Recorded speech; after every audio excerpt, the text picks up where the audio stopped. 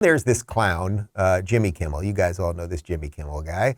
And the only reason I even bring up this clip is because he's talking about the Durham story. And unfortunately, because our media is so dead, brain dead and just awful, plenty of people seemingly get their news from these late night hosts. Not that their ratings are so great, but people do watch them for news because they have all become activists, like they do politics all night long. So here's what Jimmy Kimmel has to say about the Durham story.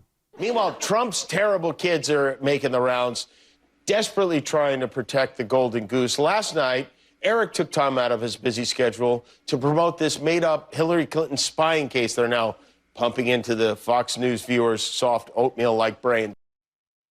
The Fox News viewers' soft oatmeal-like brains. I mean, he's saying that to his audience, who I'm fairly certain are all going to say the R word. They've told me not to say the R word. They're not bright people that are watching Jimmy Kimmel.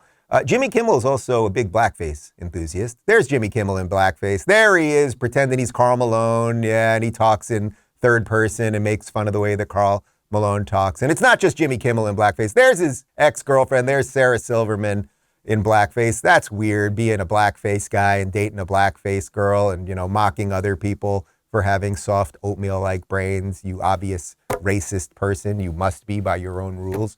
You're an evil racist and should be banned and censored and all of those things, right? That's how we play this game. But not making it about Jimmy Kimmel's blackface. You know, he goes after Trump's kids there. I just want to say, you know, I've become pretty good friends with Don Jr. specifically. He is a good guy. He is a good family man. He loves his kids.